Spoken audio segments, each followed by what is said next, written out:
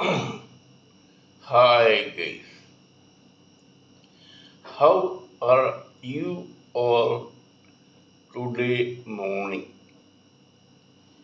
Good morning. Today is 18th May 2023. My name is TSV Raghavan and I live in Chennai, Tamil Nadu, India. This is my spiritual vlog on YouTube. Haribol TRSV Nectar NECTAR Nectar.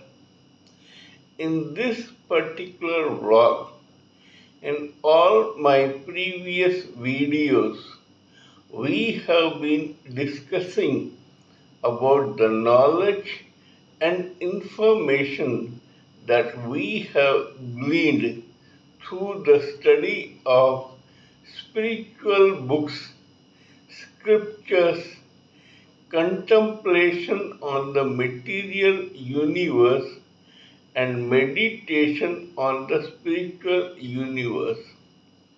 This particular video is no exception to that rule.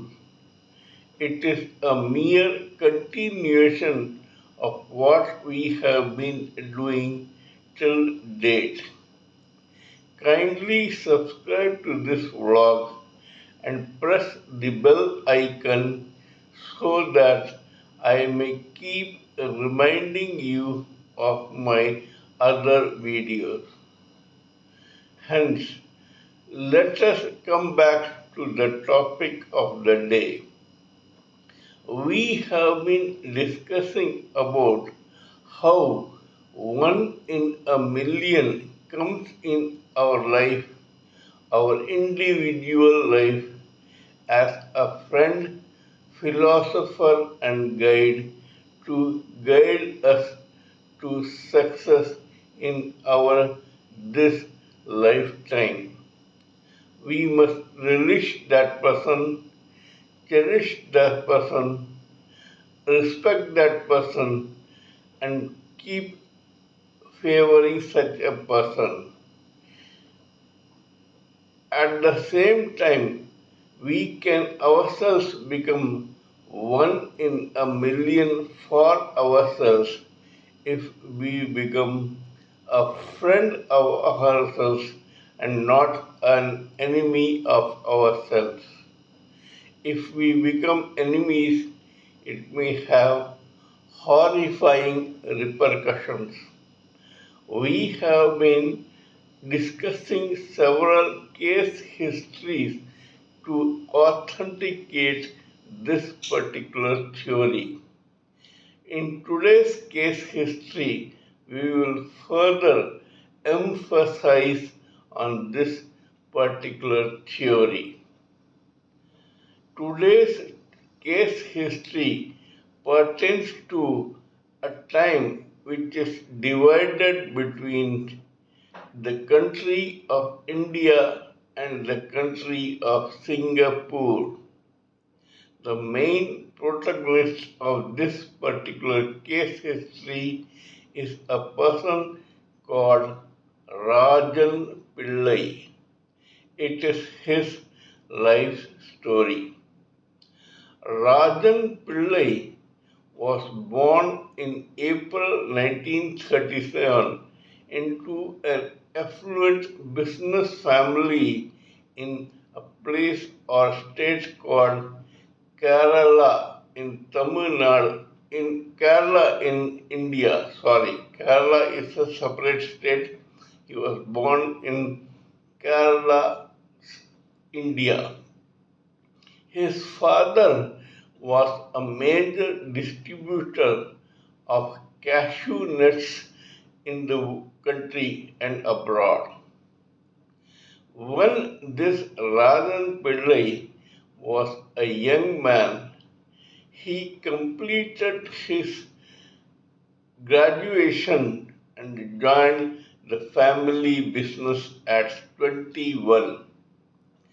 At 24, at the behest of his father, Rajan Pillai went to Singapore or relocated to Singapore to start a distribution office of cashew nuts and dry fruits in Singapore. This guy was not only well educated, he was also extremely intelligent. Somehow genius possessed him. Soon this young man came out in leaps and bounds. One day he was introduced to an unknown Westerner from a place called Canada. This particular person, who was almost Rajan Pillai's father's age, was very much impressed by the intelligence and capability of this young man. This Canadian businessman had business interests all over the world. He was forever busy monitoring businesses all over the world. He also had a particular business interest or business setup in Singapore.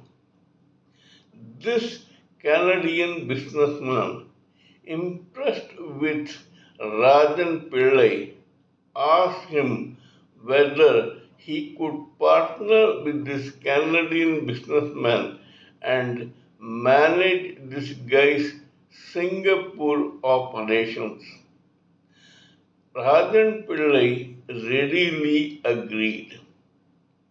He saw the business, he was confident that he could manage it, and the two went into a 50-50% partnership in that particular business. This Canadian was so successful and wealthy that he had no time to look into the affairs of any of his businesses in any part of the world. Hence, the Singapore business came solely to be monitored and managed by Rajan Pillai. Now, suddenly, the devil crept into Rajan Pillai. This happened not immediately, but after a few days, when Rajan Pillai found that he was sole in charge of that particular business.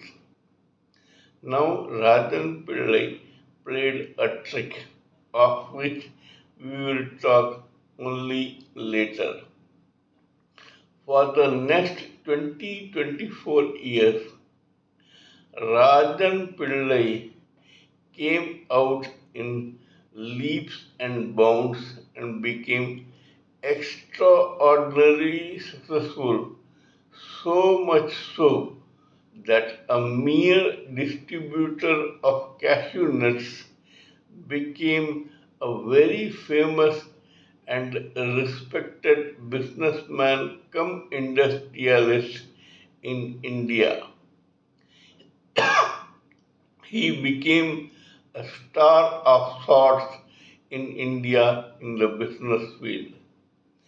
So much so that once Rajan Pillai even tried to bring Coca-Cola to India.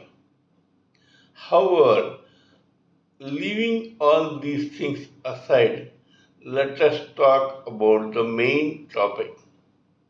While Rajan Pillai was in his 40s, he came across another, another businessman who was far more successful than Rajan Pillai.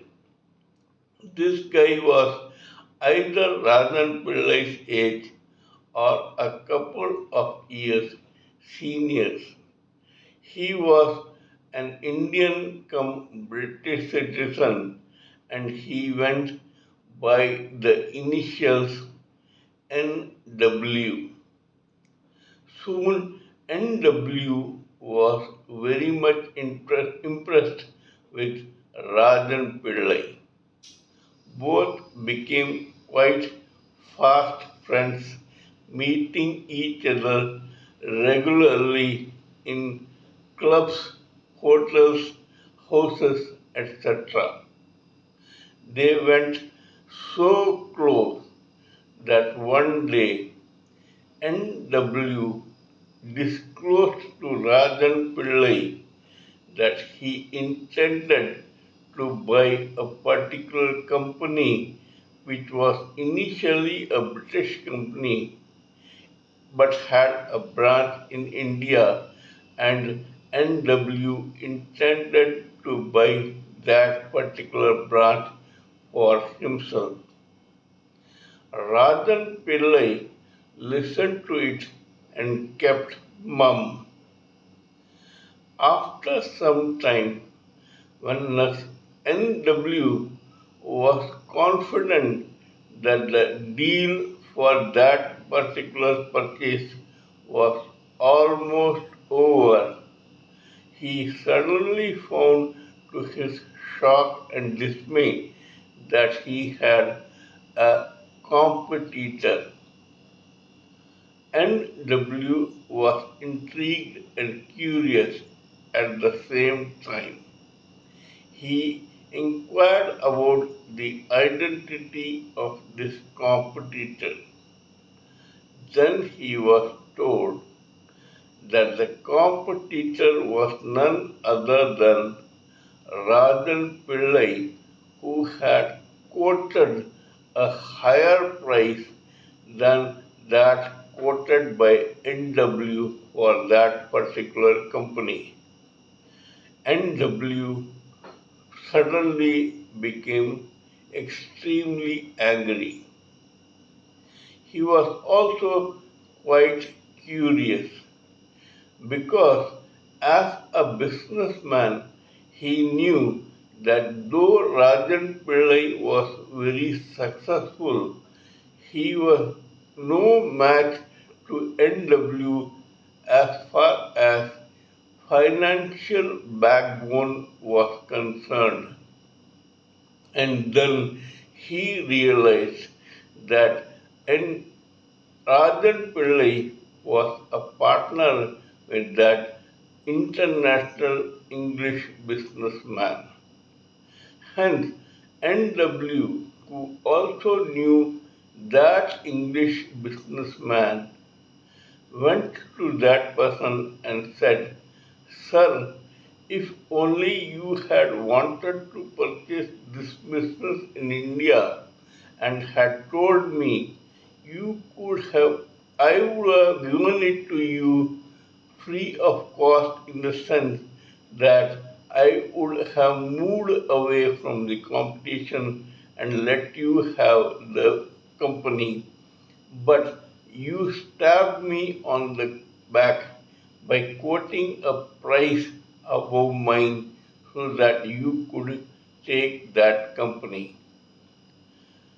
The Western businessman was baffled. Initially, he could not understand what NW was talking, but when he did, he told NW in no uncertain terms that he was neither aware of nor had any intentions of buying that company. Now it was the time for NW to get backward. How could a person who was of the stature of Rajan Pillai be so powerful as to challenge NW in a business proposition. He, being a businessman, suddenly got suspicious.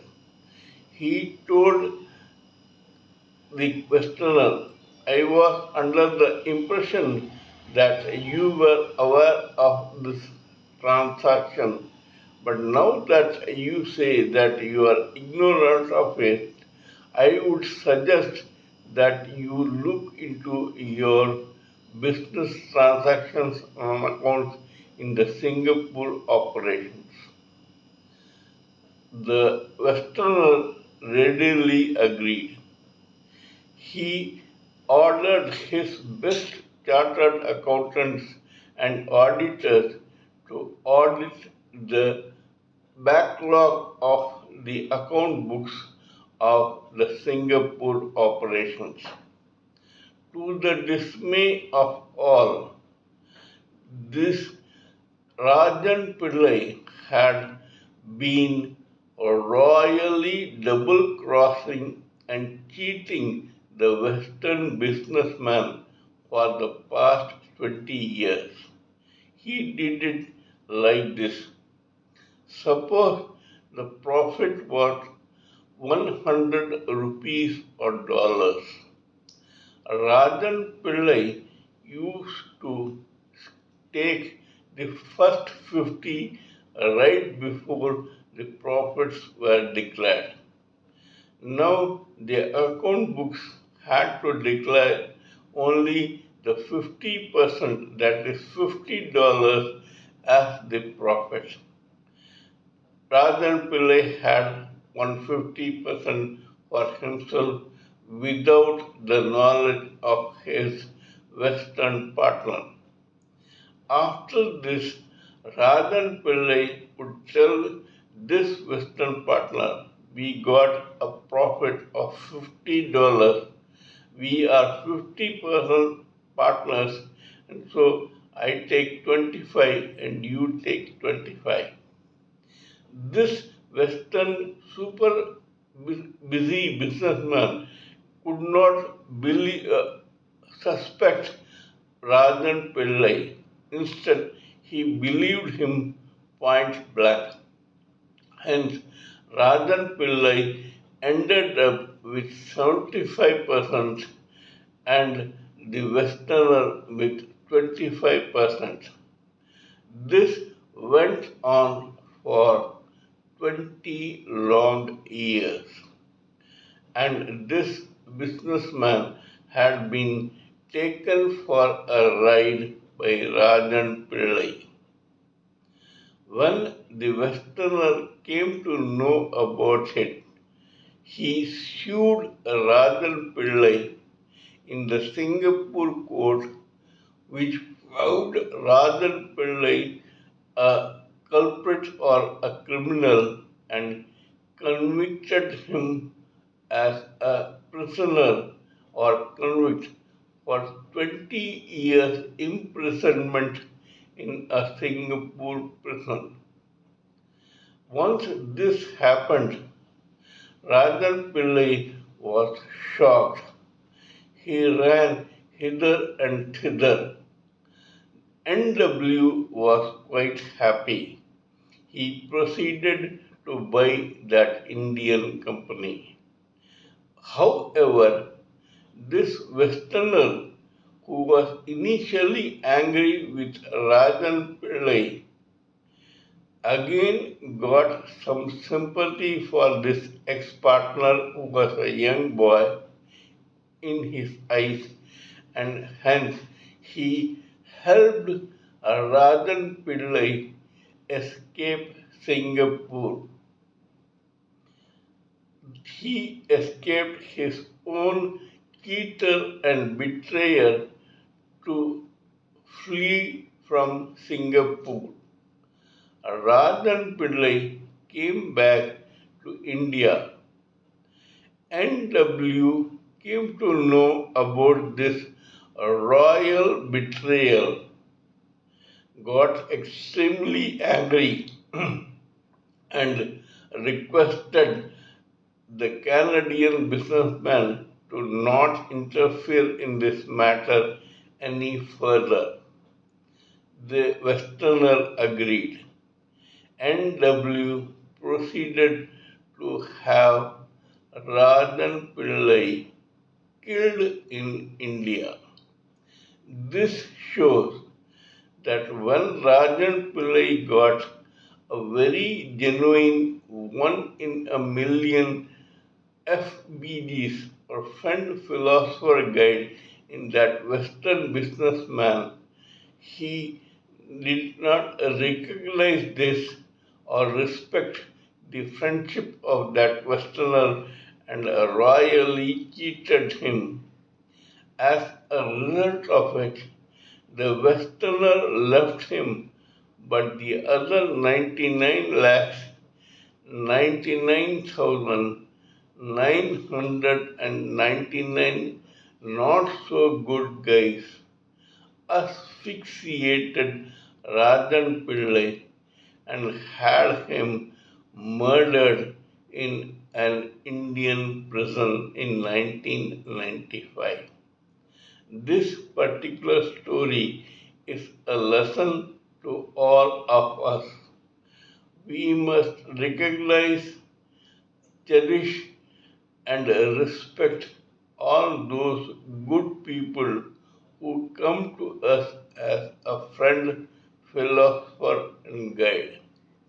If we try to act smart with those innocent people, those guys may leave us, but then another majority of not so good guys surround us in such a way and torment us in such a way that we have no escape.